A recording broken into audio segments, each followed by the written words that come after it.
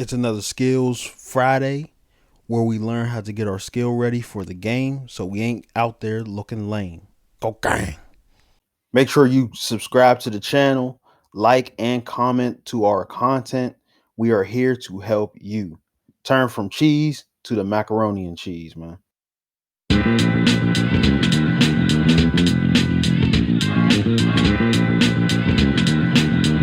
Yeah.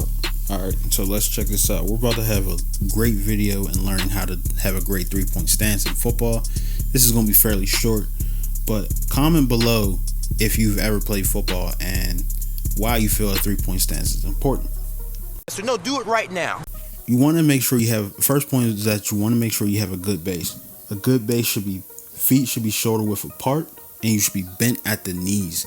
This is important because you must be able to not be easily pushed over, and you must be able to easily fire out of that stance.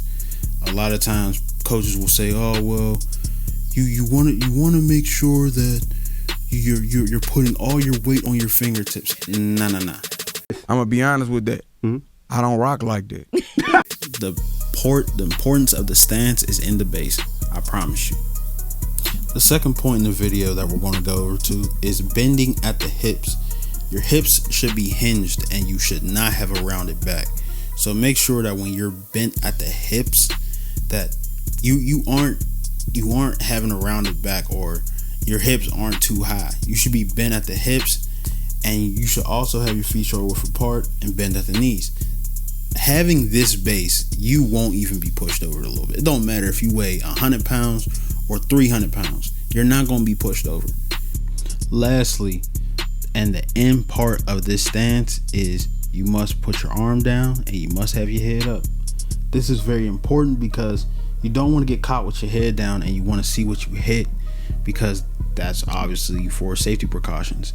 And also, if you have your head down, how are you going to see who you're going to block? Come on, baby, get it together. Hey. So make sure that you have your head up and make sure that you're firing out of that stance.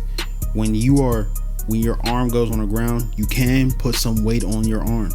You're supposed to put some weight on your arms and your fingers. But the thing is, sometimes people get caught up in having the weight all on their fingers. Like, that's how you're going to fall out of stance. Like, that's not what you want. So you want to put some weight on it, but not all of your weight. And that's how you come out of a three-point stance. Very simple. Why are you making it complicated? It's easy. Check this video out on the screen if you want to be mean on that green, or real on that field, or extort on that court. The No Baller Left Behind Act supports this video. You feel me?